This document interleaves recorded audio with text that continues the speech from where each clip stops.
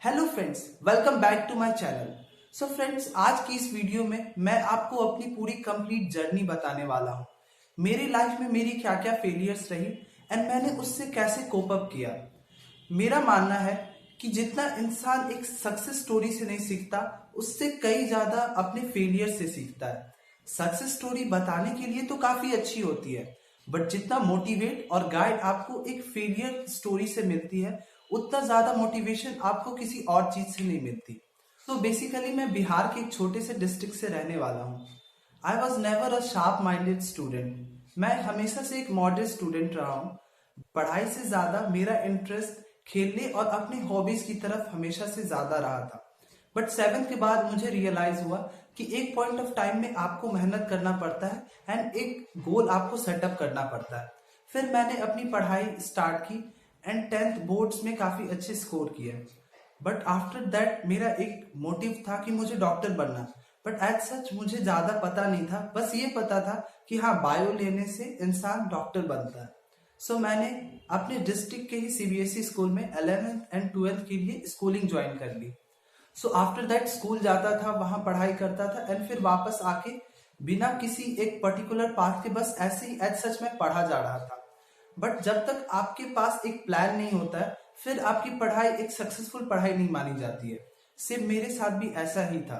फिर मैंने medical entrance के बारे में सुना। जब मुझे अपने मेडिकल एंट्रेंस के फर्स्ट अटेम्प्ट के लिए जाना था, तो it was like a complete disaster for me. वो 3 घंटे एग्जाम हॉल के मेरे आज तक के सबसे बड़े 3 घंटे थे। मुझे एक्चुअली पता ही नहीं चल रहा था कि अब मुझे करना क्या है। ना तो मुझसे फिजिक्स के क्वेश्चन हो रहे थे, ना फिर मुझसे केमिस्ट्री के क्वेश्चन हो रहे थे। बट जब मैं एग्जाम हॉल के बाहर आया, तो मेरे मन में ये था कि नहीं, ऐसे आप कभी भी मेडिकल एंट्रेंस क्लियर नहीं कर सकते हो।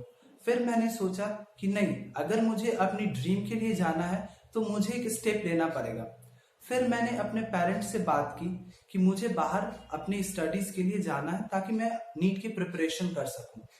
बट एज सच फैमिली की कंडीशन ना अच्छी होने के कारण मैं कोटा या दिल्ली प्रेफर तो नहीं कर सकता था। बट सेम टाइम पे मैंने एक प्रपोजल रखा कि हाँ, मुझे पटना जाना एंड फिर वहां पे मुझे प्रिपरेशन करनी है।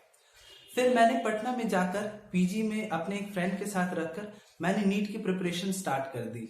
फिर मुझे लगा कि एक्चुअली नीट है क्या, एंड आज तक जो मैंने पढ़ाई की वो बस हवा में तीर चलाने जैसा कुछ था। फिर मैंने अपना एक प्लान बनाया एंड उस टाइम शेड्यूल के अनुसार अपनी पढ़ाई स्टार्ट रखी। बट फिर भी मेरे टेस्ट सीरीज में काफी अच्छे मार्क्स नहीं आते थे, तो मैं काफी डिप्रेस हो जाता था।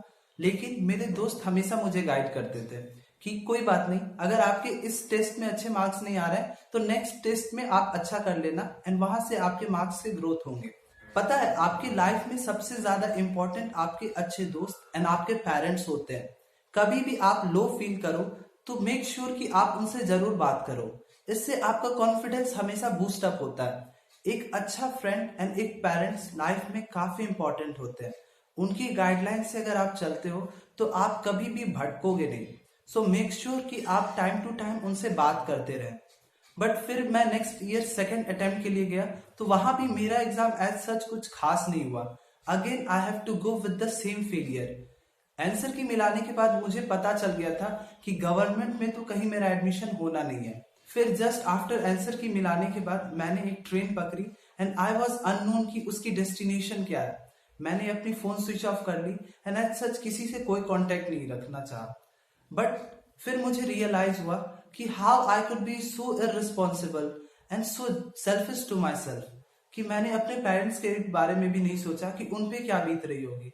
फिर मैंने सोचा कि मुझे घर जाना चाहिए। सो आपसे भी यही कहूंगा कि फेलियर्स को देखकर कभी ऐसा कोई कदम ना उठा ले जिससे उस कदम उठाने के बाद आपके पेरेंट्स को लाइफ टाइम के लिए दुखी ना पड़े, क्योंकि results always does not describe your ability. Results तो बस एक छोटा सा प्रमाण है कि आपने मेहनत की, बट हमेशा रिजल्ट्स आपके मेहनत के हिसाब से आए ये जरूरी नहीं होता। कभी कभी चीजें आपके फेवर में नहीं जाती हैं।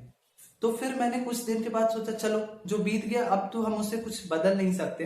बट एक महीने के बाद मेरी आईसीआर की एग्जाम थी।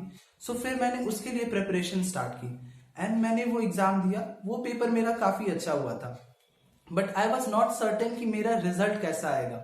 सो एक दिन जब मैं सोया हुआ था तो मेरे फ्रेंड ने मुझे कॉल किया कि शुभम, तुमने रिजल्ट देखा? एंड सडनली मैंने फिर रिजल्ट ओपन करके देखा and I was shock to see my result. तब मेरी आईसीआर में ऑल इंडिया रैंक 191 आई थी। सो काफी सरप्राइजिंग भी था मेरे लिए एंड काफी खुशी भी हुई कि चलो मैंने जो मेहनत की उस हिसाब से मुझे कुछ तो रिजल्ट मिला।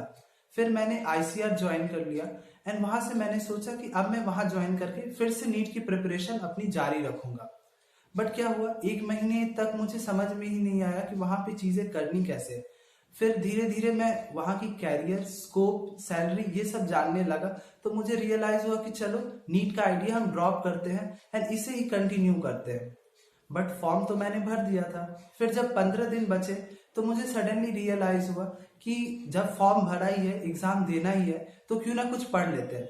फिर उन लास्ट 15 डेज में मैंने बहुत अच्छे से पढ़ाई की, सारे फॉर्मूलेज रिवाइज किए एंड फिर मैं एग्जाम देने के लिए गया and luckily I got selected in neat and मेरे रैंक काफी अच्छे आए थे। बट फिर भी मुझे लगा था कि एमबीबीएस गवर्नमेंट अच्छे कॉलेज में मेरा एडमिशन नहीं हो सकता।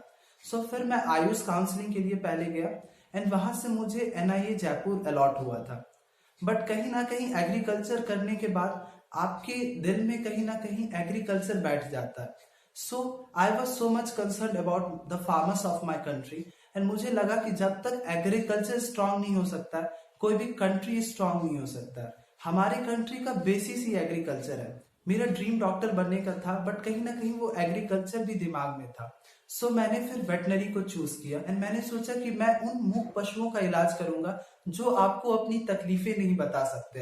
एंड अब मैं काफी ज्यादा खुश हूँ कि मैंने जो डिसीजन लिया एंड मैंने जो मेहनत की वो कहीं ना कहीं अब मुझे सेटिस्फैक्शन दे रही है।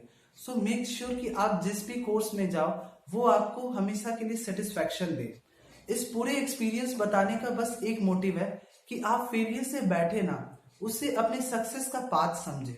अच्छे फ्रेंड्स एंड फैमिली का हमेशा सजेशन ले एंड अगर आपकी मोटिव सही है ना तो आपके साथ कभी भी बुरा नहीं होगा एंड एक परफेक्ट आउटकम आपको अपनी लाइफ में जरूर मिलेगा। सो आगे भी मैं आपके लिए ऐसी वीडियोस लाते रहूंगा, बट कई स्टूडेंट्स अपने रुकावट को अपना फेलियर मान लेते हैं। सो ये वीडियोस उन लोगों के लिए था कि आप अपने फेलियर से डरे नहीं, कोई भी ऑप्शन आपको मिलता है आप उसके साथ कंटिन्यू करें एंड अपने ड्रीम्स को जीते रहे, अपने ड्रीम्स को कभी मत छोड़े आप।